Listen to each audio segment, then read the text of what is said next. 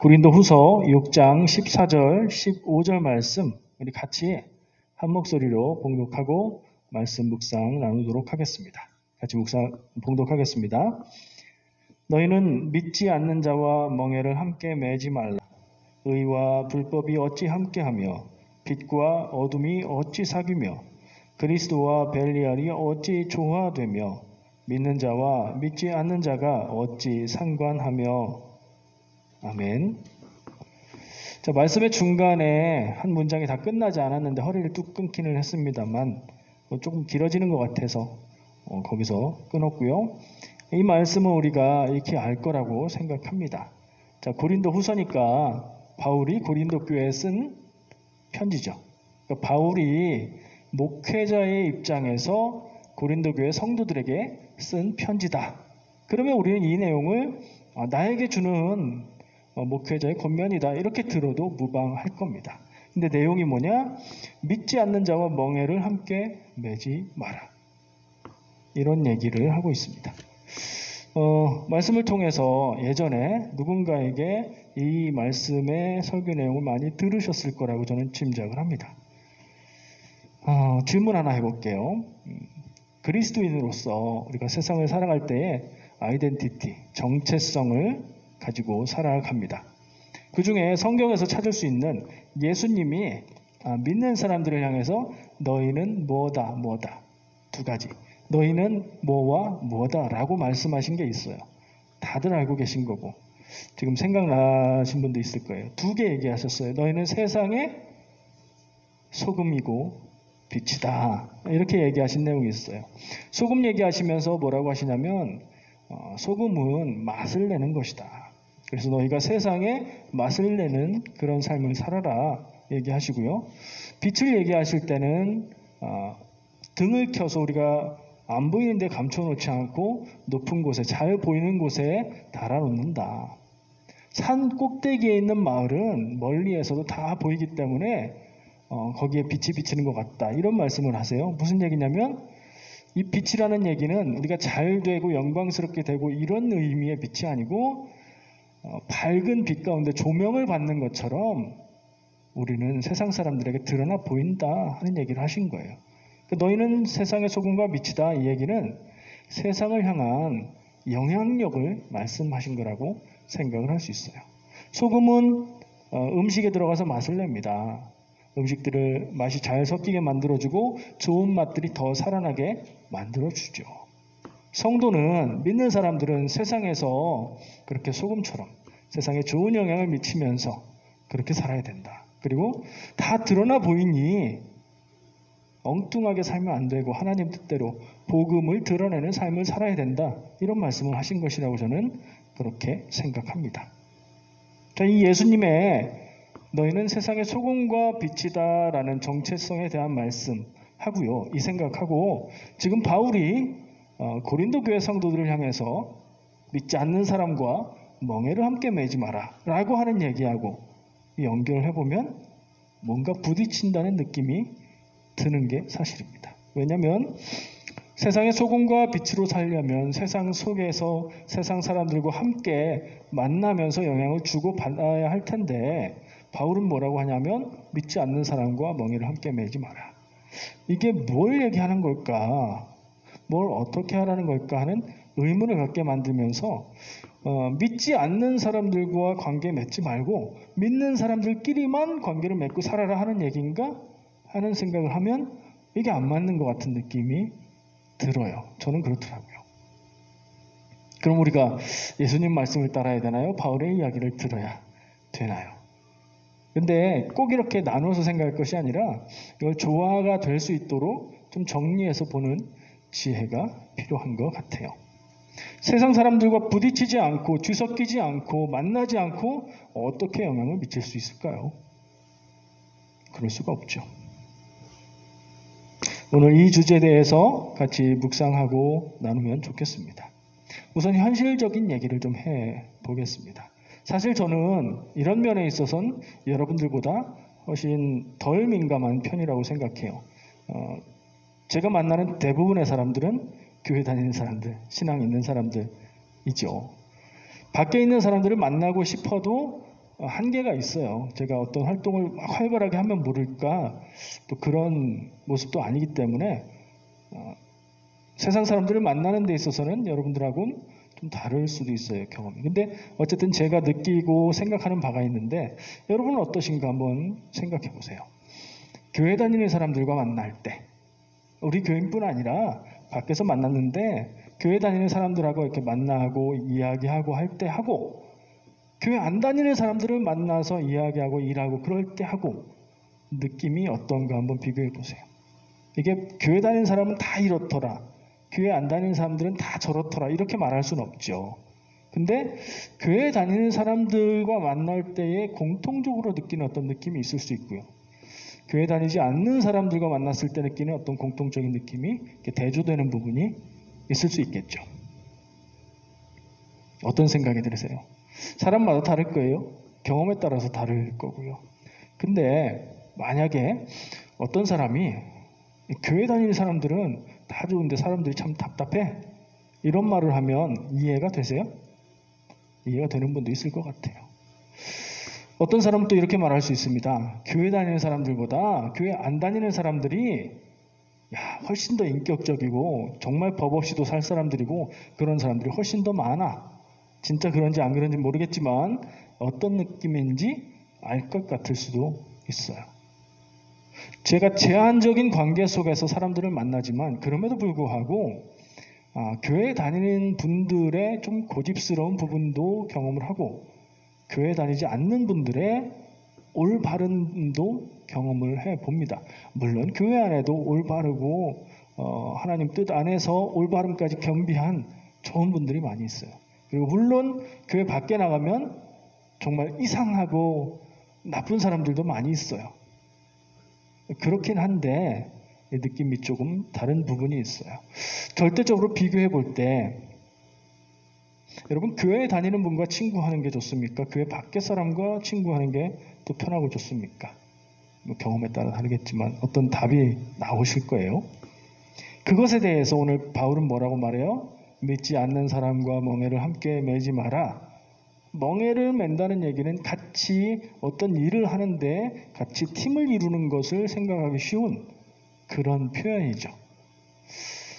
이것으로 우리는 뭘 생각할 수 있을까? 아주 강하게 적용을 하면 믿지 않는 사람들하고는 그냥 어쩔 수 없는 선까지만 관계를 맺고 친밀한 관계를 맺는다든가 같이 무슨 일을 한다든가 이런 거 절대 하지 마라. 이런 건 믿는 사람들끼리만 해라 라고 적용할 수도 있겠죠.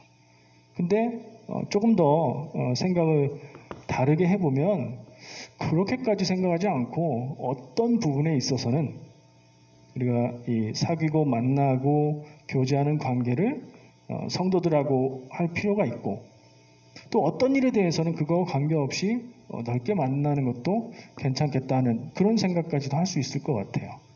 여러분의 생각은 어느 쪽이신가요? 그리고 생각하고 별도로 여러분은 어떻게 살아가고 계신가요? 왜 이렇게 묻냐면 우리가 알고 듣고 생각하는 거하고 살아가는 현실의 모습하고 다를 때가 있잖아요. 그런 것들을 같이 생각해 보시기 바랍니다. 나쁜 친구 얘기를 해볼게요. 드라마에서 쉽게 볼 수 있는 장면입니다. 언제나 우리 아이가 나쁜 짓을 했을 때는 그 누구 탓이죠? 나쁜 친구 탓이죠. 우리 아이가 원래 이런 아이가 아닌데 굉장히 착하고 효도하고 아주 순수하고 성실한 아이인데 누구를 만나서요? 나쁜 친구를 만나서 나쁜 영향을 받아서 이렇게 됐다. 다 이게 나쁜 친구 때문이다. 근데 그 나쁜 친구라는 그 부모님도 나쁜 친구 만나서 그랬다고 그러고 있겠죠? 만남은 어떤 만남이든 서로 영향을 미친다고 생각합니다. 저와 여러분들이 만나고 여러분들이 서로 만나고 우리가 또 세상에서 살아갈 때에 세상 바깥의 사람들과 만나고 관계를 맺고 대화하면서 관계를 영향을 주고 받습니다.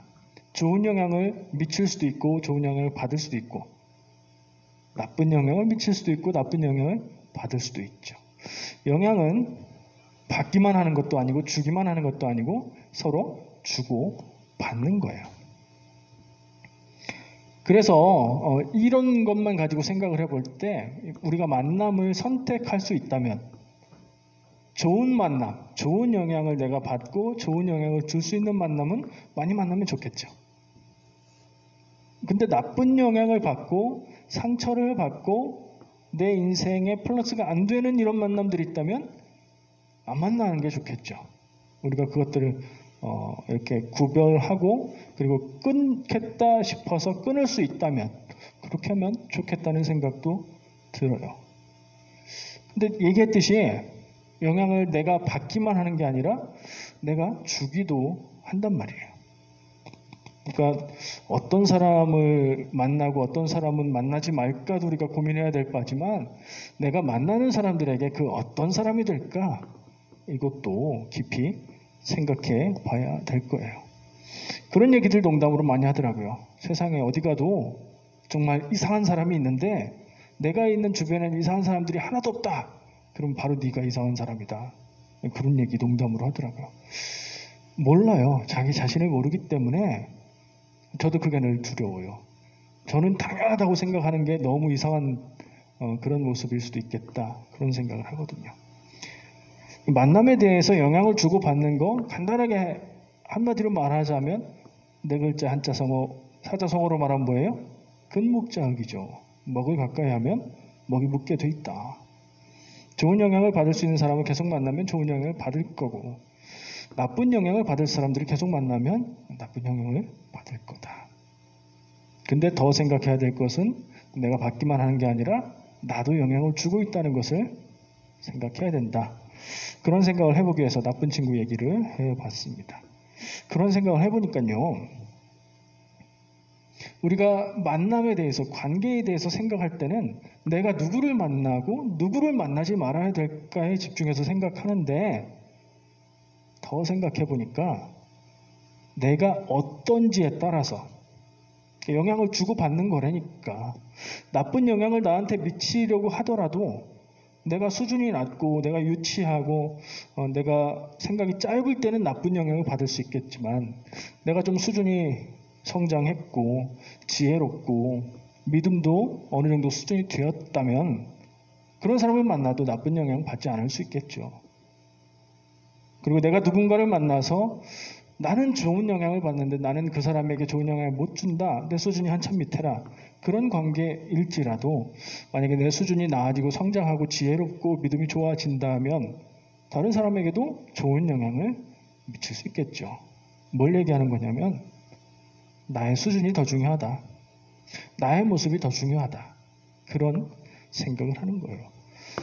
바울이 전하고 있는 얘기에 이런 생각을 적용해 볼까요? 믿지 않는 사람과 멍에를 매지 마라. 저는 이 얘기를요. 네가 믿음이 연약하다면 다른 믿지 않는 사람을 만나서 받을 영향력을 생각해서 만남을 조심해라 하는 얘기를 듣습니다.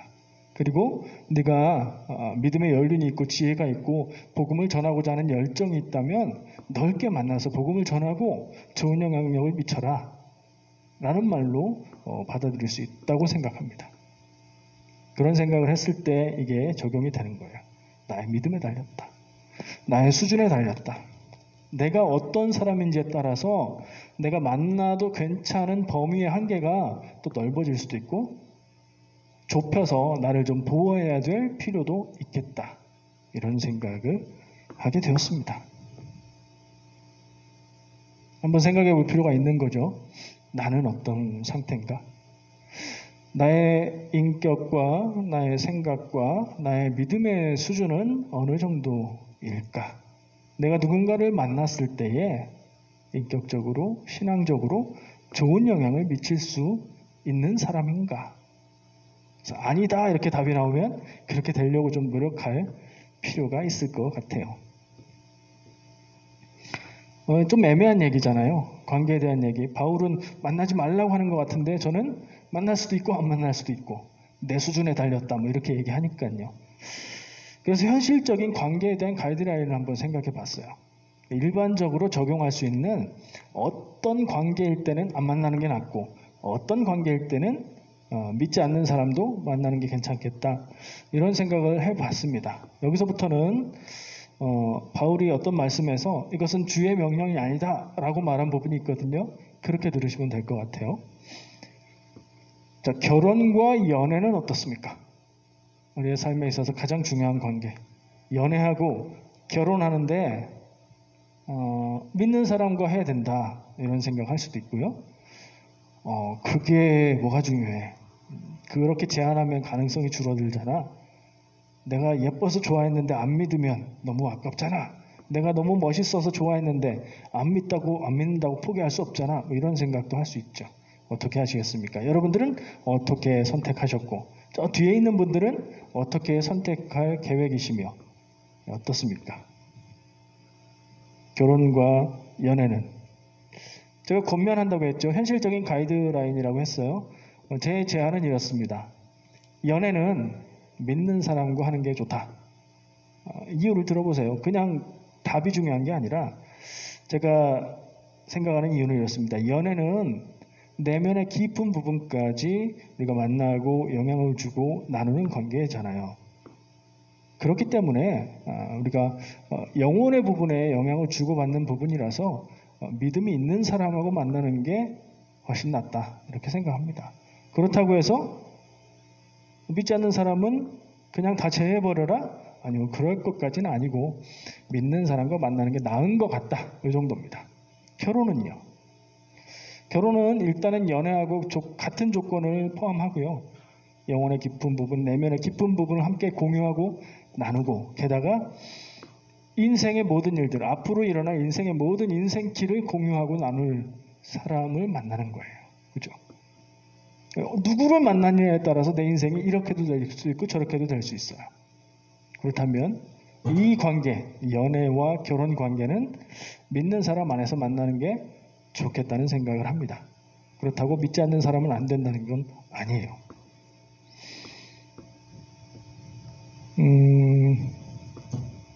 네, 한번 이렇게 봤어요. 어떠신가?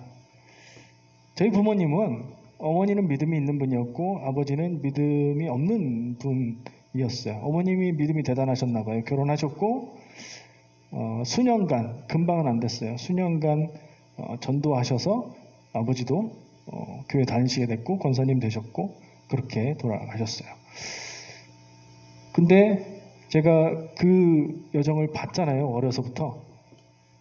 십몇 년을 봤잖아요. 쉬운 일이 아니다. 왜 권사님 왜 한숨 쉬세요? 쉬운 일이 아니다. 이거는 알고 하셔야 될 것 같습니다. 저의 이런 생각과 이야기를 바울도 비슷하게 얘기를 합니다. 고린도전서 7장 39절 말씀 제가 읽어드릴게요. 바울이 하는 얘기예요. 고린도전서니까 고린도교회 보낸 편지죠. 결혼에 대한 얘기를 합니다. 재혼에 대한 얘기예요. 특히 이거는.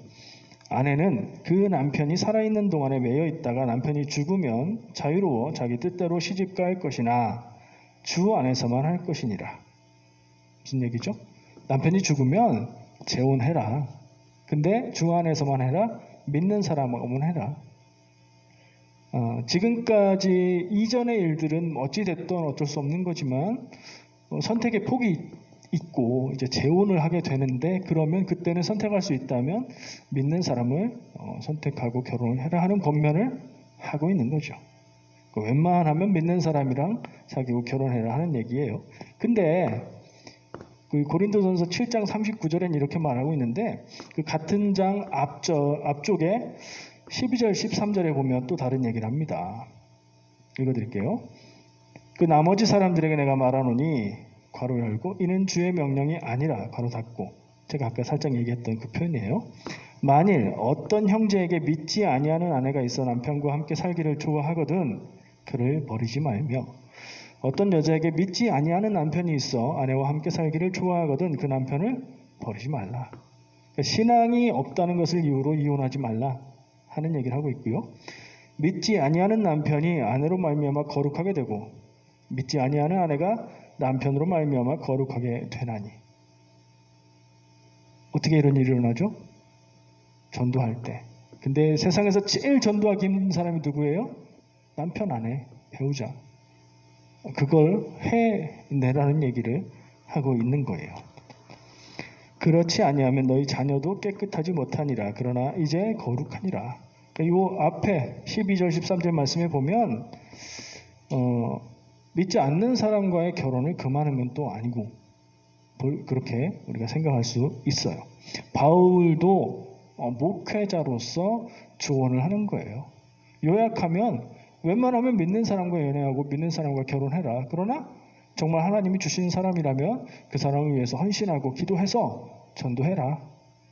이런 얘기라고 말할 수 있겠죠. 저는 거기에 한마디를 더 보태고 싶습니다. 이미 돌이킬 수 없는 분들은 그냥 생각만 해보시고 앞으로 가능성이 있는 저 뒤에 있는 두 분 잘 들으시기 바랍니다.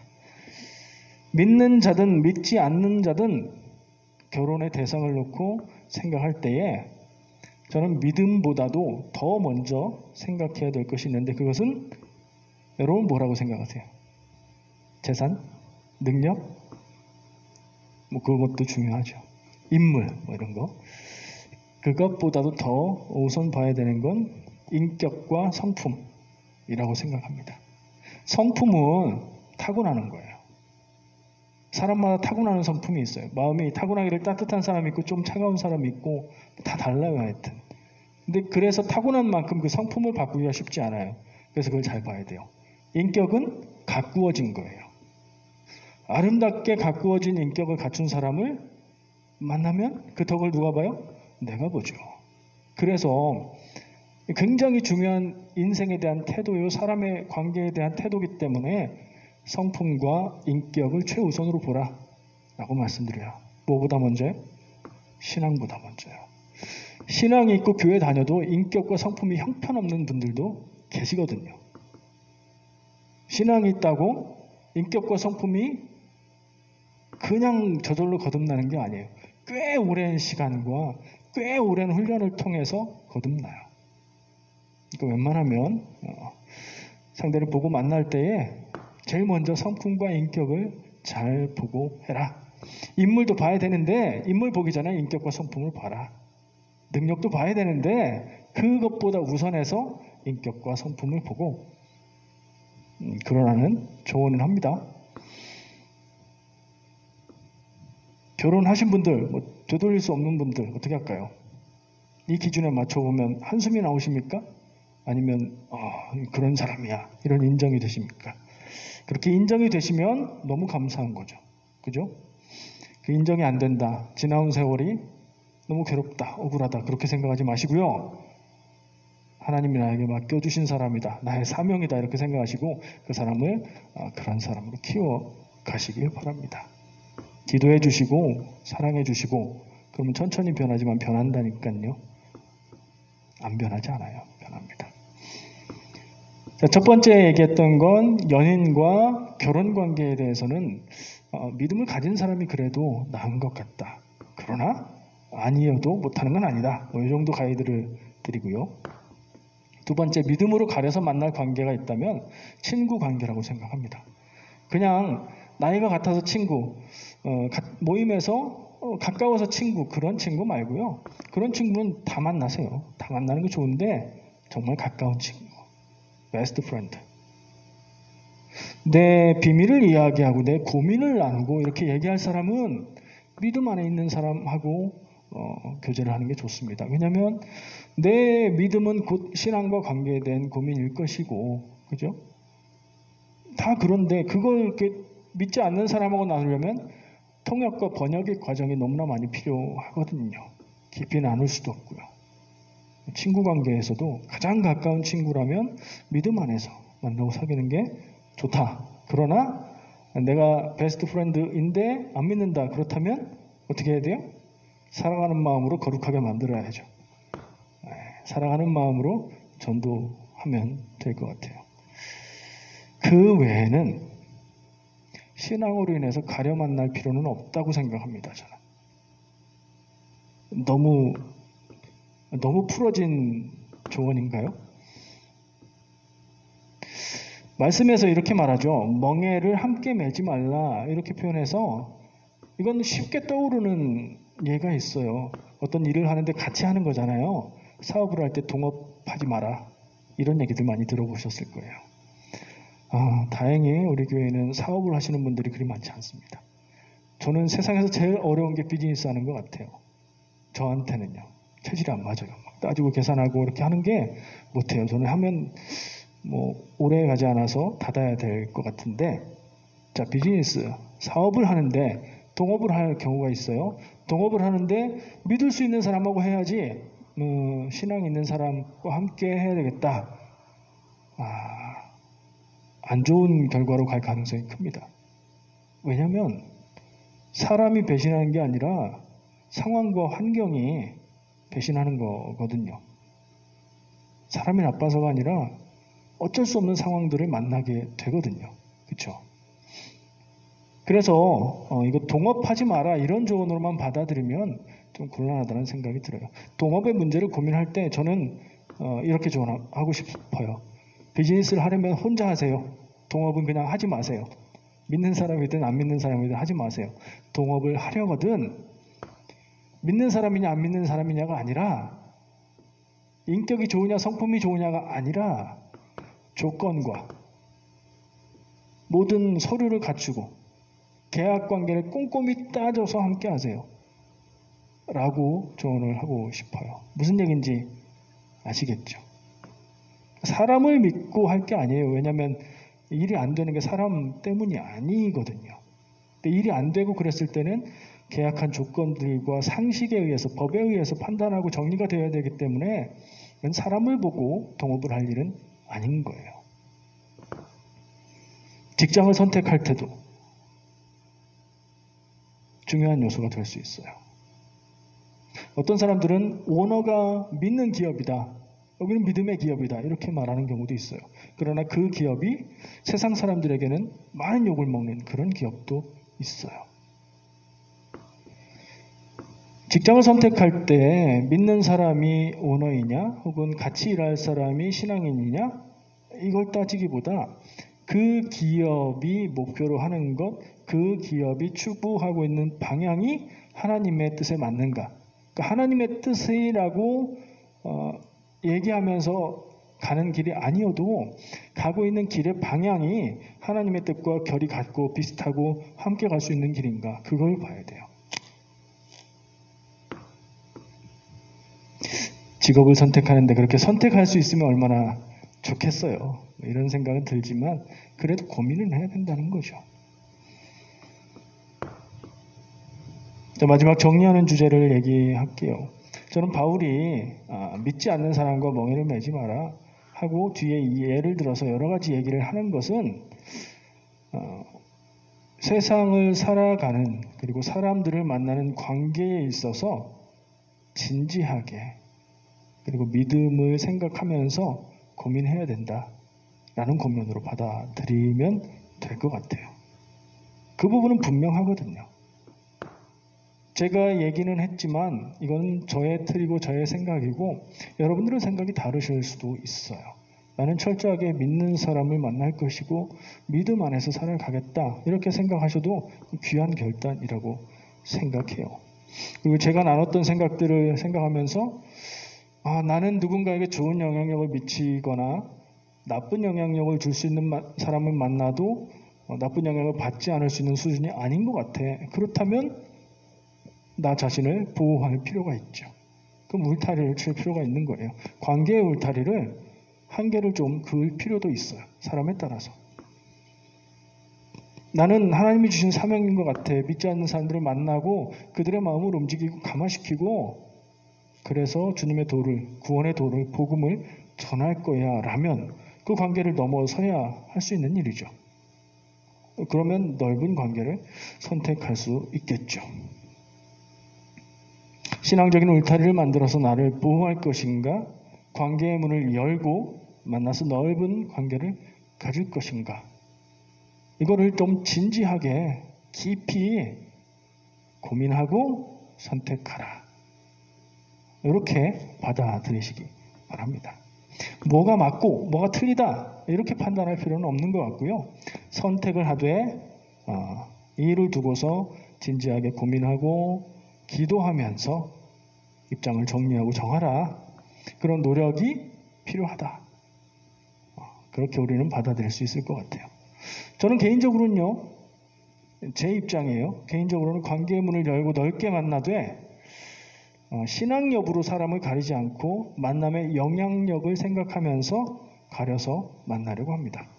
또 나를 좋은 영향을 미칠 수 있는 좋은 사람이, 지금보다 더 좋은 사람이 항상 되도록 성장시킬 수 있는 노력을 하고 또 그렇게 만들 수 있는 관계를 추구합니다. 근데 이것은 제 개인적인 성향과 목회자로서의 정체성으로 관계의 한계를 생각한 방향이겠죠. 사람마다 다르고요. 관계와 상황마다 다를 수 있다고 생각합니다. 여러분도 진지하게 고민하고 기도하고 방향을 잡으시기 바랍니다. 그리고 이것은 한 번 고민하고 아주 깊이 고민하고 정하면 평생 유효하다. 아니요. 우리가 늘 성장하고 경험이 넓어지고 바뀌잖아요. 신앙의 수준도 자라가고 변해가잖아요. 그러니까 중요한 때마다 우리는 이것을 고민하고 생각하고 정리를 해야 돼요. 나이가 들면서, 직장을 정하면서, 누군가를 새롭게 만나면서 계속해서 새로운 전기가 있을 때마다 다시 고민해보고 다시 입장을 정리하고 관계의 선을 다시 잘 긋고 그렇게 하면서 살아가야 될 것 같습니다. 지금도 아마 관계에 대해서 다시 생각해 볼 여러 가지 일들을 겪고 있을 수 있습니다. 왜냐하면 우리가 살아가는 것 자체가 사람과 관계를 맺는 것이기 때문에 그렇죠. 그때마다 이 문제를 고민하고 기도하고 세상과 사람과 관계에 대한 지혜를 성장시켜 가기를 축복합니다. 그리고 그 길에 역시 하나님 앞에 기도하며 하나님의 인도하심을 따라가시기를 바랍니다. 기도하겠습니다. 하나님 아버지 참 감사합니다. 오늘 주신 말씀을 통해서 내가 만나는 사람들, 또 내가 영향을 주고 있는 사람들을 생각하고 기억합니다. 주여, 복된 만남 만나기를 원합니다. 주여, 나에게 복된 만남을 허락하여 주시옵소서. 나를 또 하나님의 뜻 안으로 이끌어가고 영향을 미칠 수 있는 좋은 만남 주시고 또 만나는 모든 이들에게 내가 그런 좋은 만남 되기 원합니다. 주여, 나를 깨우시고 자라게 하시고 성장시켜 주시옵소서. 예수님의 이름으로 기도합니다. 아멘.